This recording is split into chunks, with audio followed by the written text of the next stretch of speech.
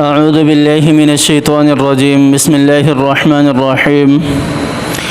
وإذ قتلتم نفسا فادارأتم فيها والله مخرج ما كنتم تكتمون فقلنا اضربوه ببعضها كذلك يحيي الله الموتى ويريكم آياته لعلكم تعقلون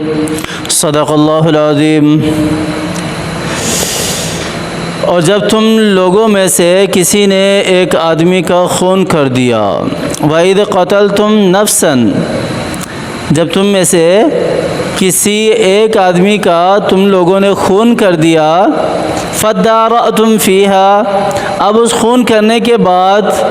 اس بستی والے جو ہیں وہ ان پر اس کا قتل ڈالنے لگے، اور اس بستی والے قلعے والے ان کے اوپر قتل ڈالنے لگے۔ فَادَّارَأْتُمْ فِيهَا، ایک دوسرے کے اوپر الزامات لگانے لگے۔ وَاللَّهُ مُخْرِجٌ مَا كُنْتُمْ تَكْتُمُونَ، اور اللہ کی ذات تو اس کو نکالنا چاہتی تھی جو اصل قاتل تھا، وہ جو اپنے آپ کو چھپا رہا تھا، مُخْرِجٌ مَا كُنْتُمْ تَكْتُمُونَ، جو تم چھپا رہے تھے اسے نکالنا چاہتی ہے۔ فَقُلْنَا اضْرِبُوهُ بِبَعْضِهَا، تو اللہ نے حکم دیا، اے بنی اسرائیل، یہ گائے ذبح کر کے اس مردہ کے جسم پر لگا دو۔ كَذَلِكَ يُحْيِي اللَّهُ الْمَوْتَى، اسی طرح اللہ تعالیٰ جو ہے وہ مردہ کو زندہ کریں گے۔ وَيُرِيكُمْ آيَاتِهِ لَعَلَّكُمْ تَعْقِلُونَ، اور اسی طرح اللہ تعالیٰ اپنے معجزات، اپنی نشانیاں تمہیں دکھاتے ہیں، شاید کہ تمہیں تھوڑی بہت عقل آ جائے، تھوڑی بہت سمجھ آ جائے۔ اب یہاں پر اللہ تعالیٰ نے اپنی قدرت کو بیان کیا ہے، اور بنی اسرائیل کی جو نافرمانیاں ہیں، جو انسان کا ایک فطرتی عمل بھی ہے کہ انسان کوئی بھی گناہ کر لے، کوئی بھی، تو اسے وہ چھپاتا ہے، پھر چھپاتا ہے۔ ہاں، اگر لوگوں کے حق اس کے ساتھ لگے ہوئے ہیں اس گناہ کے اندر، تو پھر تو اس کو ظاہر کرنا اور لوگوں کے حق دلوانا لازمی ہے، لیکن ایک فطرت، ایک انسان کی سوچ ایسی ہوتی ہے کہ انسان اس کو چھپاتا ہے، اور یہ اللہ کا کرنا ہے۔ اللہ تعالیٰ نے یہاں ارشاد فرما دیا، وَاللَّهُ مُخْرِجٌ مَا كُنْتُمْ تَكْتُمُونَ، کہ کوئی بھی ایسا گناہ جس کے ساتھ دوسرے لوگوں کے حق لگے ہوئے ہیں، دوسرے لوگوں کے، یہ قصہ بہت دفعہ پیچھے بیان ہو چکا ہے، اس لیے میں اس کو بیان نہیں کر رہا، لیکن اس قصے کی، اس آیات کے ضمن میں اللہ کی ذات کیا سمجھانا چاہ رہی ہے، کیا بتانا چاہ رہی ہے، میں ان چیزوں کو تھوڑا سا ایکسپلین کر رہا ہوں، انہی چیزوں کی تھوڑی سی تفسیر بیان کر رہا ہوں۔ اللہ تعالیٰ نے یہاں ارشاد فرمایا نا کہ وَاللَّهُ مُخْرِجٌ مَا كُنْتُمْ تَكْتُمُونَ، بنی اسرائیل والوں نے کیا کیا، اس بھتیجے نے اپنے چچا کا قتل کیا تھا، تو لے جا کر لاش جو ہے وہ قلعے کے سامنے پھینک دی، اور صبح اٹھ کر خود ہی شور مچانا شروع کر دیا کہ قلعے والوں نے میرے چچا کو قتل کر دیا، میرے چچا کا قتل ہو گیا، XYZ جس طرح بھی اس نے الزام ان کے اوپر لگایا۔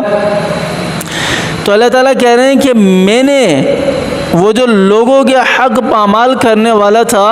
اس کو ظاہر کرنا تھا، کیونکہ اس گناہ کے اندر لوگوں کے حقوق اس کے ساتھ مل گئے، لوگوں کے حق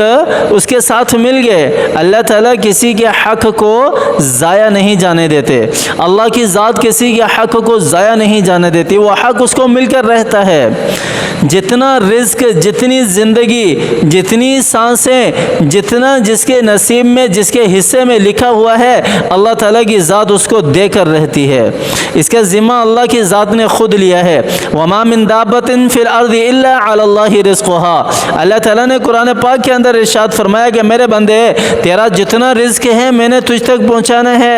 رزق کے اندر ہر چیز آ جاتی ہے، اچھی بیوی، اولاد، مال و دولت، کپڑا، پیسہ، مکان، ہر چیز، سارے کے ساری چیزیں اس رزق کے اندر آ جاتی ہیں، اور اس رزق کے پہنچانے کی ذمہ داری کس نے لی ہے؟ میرے اللہ نے لی ہے، اور اللہ نے پہنچایا۔ بنی اسرائیل کے اس واقعے سے اللہ تعالیٰ کی ذات بتا رہی ہے، وَاللَّهُ مُخْرِجٌ مَا كُنْتُمْ تَكْتُمُونَ، اس بندے نے تو چھپانا چاہا، لیکن اللہ کیا کہہ رہے؟ میں ظاہر کرنے والا ہوں تم جو کچھ بھی چھپاتے ہو، اور پھر اللہ تعالیٰ نے آسان سا حکم دیا کہ اللہ کے بندو بنی اسرائیل اس طرح کر لو تمہارا کام آسان ہو جائے گا۔ پھر خود انہوں نے مشکل بنائی جس طرح کی پچھلی آیات کے اندر گزر چکا ہے، سوال پہ سوال، اور یہ سوال پہ سوال کرنا یہ بھی کن لوگوں کا کام ہے، یہ بھی اللہ تعالیٰ نے پچھلی آیات کے اندر بتا دیا۔ اللہ تعالیٰ نے کیا ارشاد فرمایا، فَذَبَحُوهَا وَمَا كَادُوا يَفْعَلُونَ، کہ یہ جو کام چور ہیں کام چور لوگ جتنے بھی ہیں، یہ سوالات کرنا یہ انہی لوگوں کا کام ہے جو کام سے بھاگنے والے ہیں، کام چور ہیں، جو حکم کو پورا نہیں کرنا چاہتے، جو کام کو پورا نہیں کرنا چاہتے۔ اللہ تعالیٰ نے پچھلی آیات میں اس چیز کی طرف بھی اشارہ کر دیا، اور اللہ تعالیٰ نے مطلقاً حکم دیا کہ بھئی اس طرح کر لو، لیکن انہوں نے نہیں کیا۔ تو اللہ تعالیٰ نے ان کے اس حکم کے اندر سختی لے کر آئے اللہ تعالیٰ کی ذات، اور ان کو کہا کہ فلاں گائے فلاں طرح کی جتنے سوال کرتے گئے اتنی ان کے اوپر سختی آتی گئی۔ اس کے اندر آخر پھر وہ کس طرح ملی سب کو پتہ ہے۔ پھر اس گوشت کا ٹکڑا اس مردے کے ساتھ لگایا تو وہ اٹھ کھڑا ہوا، اٹھ کے اس نے سارا ماجرا جو بھی تھا جس طرح بھی تھا وہ بتا دیا۔ بتانے کے بعد دوبارہ پھر اللہ تعالیٰ نے اسے موت کی نیند سلا دیا، یا دوبارہ وہ زندہ رہا۔ کتنے عرصے تک زندہ رہا مختلف روایات ہے، کچھ کہتے ہیں کہ 4 دن تک، کچھ کہتے ہیں کہ 1 ہفتہ 1 مہینہ، بہرحال اللہ تعالیٰ نے دوبارہ اسے موت کی نیند سلا دیا، یہی صحیح روایت ہے۔ اور اللہ تعالیٰ یہاں پہ ارشاد فرما رہے ہیں، دیکھو جس طرح میں نے اس کو زندہ کیا نا، کذالک یحیی اللہ الموتى، جس طرح اس کو زندہ کیا ہے، یہودی بھی سن لیں، عیسائی بھی سن لیں، مشرکین مکہ بھی سن لیں، اہل اسلام بھی سن لیں، مسلمان بھی سن لیں، ہندو مت بدھ مت سارے سن لیں، سورج کی آگ کی پوجا کرنے والے سب سن لیں، اللہ کی ذات کیا ارشاد فرما رہی ہے۔ اللہ تعالیٰ کہہ رہے ہیں کذالک یحیی اللہ الموتى، اور جو کہتے ہیں نا کہ مرنے کے بعد کوئی زندگی نہیں ہے، میرا اللہ کہہ رہا ہے، اس واقعے سے تمہیں بتا رہا ہے، متنبع کر رہا ہے کہ اس طرح میرا رب جو ہے کل قیامت والے دن زندہ کرے گا۔ اس طرح مشرکین مکہ کیا کہا کرتے تھے جب آپ صلی اللہ علیہ وسلم ان کو کہا کرتے تھے کہ اللہ تعالیٰ کی ذات تمہیں دوبارہ زندہ کرے گی، اللہ تعالیٰ کی ذات تمہیں انعامات سے نوازے گی، اللہ تعالیٰ کی ذات تمہیں سزا یا جزا دے گی، تو وہ کہتے تھے یہ تو پہلو کی کہانیاں ہے، کیا جب ہم مٹی ہو جائیں گے، بوسیدہ ہو جائیں گے، جب ہم بالکل مٹی خاک بن جائیں گے، کیا اس کے بعد ہمیں اٹھایا جائے گا؟ تو اللہ تعالیٰ نے کیا کہ میرے بندے جب تو کچھ بھی نہ تھا تب تجھے اللہ نے پیدا کر دیا، اب تو اتنا بڑا ڈھانچہ ہے، تو خاک بھی بن جائے تو خاک دوبارہ نہیں اٹھ سکتی کیا؟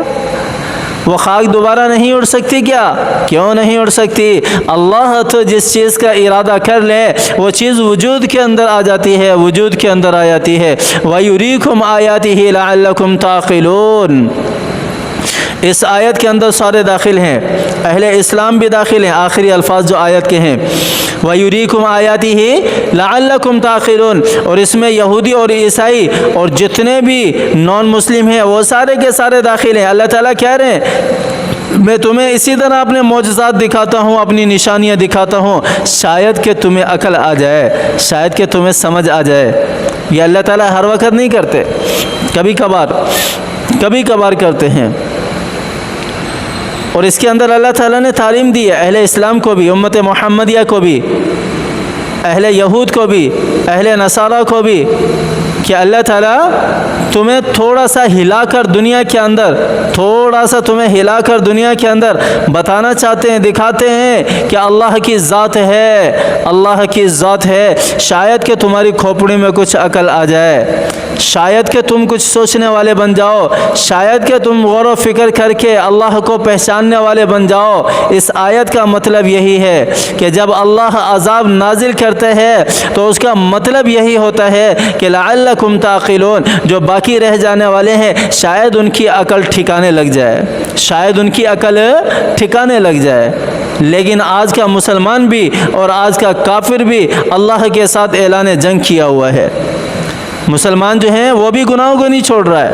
وہ بھی گناہوں کو نہیں چھوڑ رہا، اپنی مرضی کی زندگی بسر کر رہا ہے، کافر تو ہے ہی کافر، کافر تو ہے ہی کافر۔ اللہ تعالی ہمیں سمجھ عطا فرمائے۔ بھئی دعائیں کیا کریں اپنے پیاروں کے لیے، اپنے عزیزوں کے لیے، جب بھی ہاتھ اٹھائیں ان کو دعاؤں میں یاد رکھا کریں۔ ہمارے لیے بھی دعائیں کیا کریں، اپنے پیاروں کے لیے بھی دعائیں کیا کریں۔ میں بھی دعا کرتا ہوں، آپ بھی دعا کریں، اللہ تعالی ہمارے پیاروں کو صحت یابی والی زندگی دے، اللہ تعالی ہمیں بھی اور ہمارے پیاروں کو بھی عافیت والی زندگی دے، اللہ تعالی ہر قسم کی ذلت اور رسوائی سے ہماری اور ہمارے پیاروں کی حفاظت فرمائے، اللہ تعالی ہر قسم کی محتاجی اور معذوری سے اللہ تعالی ہماری بھی اور ہمارے پیاروں کی بھی حفاظت فرمائے، اللہ تعالی ہر قسم کی مشکلات سے ہماری حفاظت فرمائے، عافیت والی زندگی دے، اور جتنے پیارے ہمارے اس دنیا سے جا چکے ہیں اللہ تعالی سب کی کامل مغفرت فرمائے، اللہ تعالی سب کی قبروں کو جنت کا باغ بنائے، اللہ تعالی سب کی قبروں کو نور سے منور فرمائے، اللہ تعالی سب کو جنت الفردوس میں اعلیٰ مقام عطا فرمائے، اللہ تعالی میری دعائیں ان سب کے حق میں قبول و منظور فرمائے،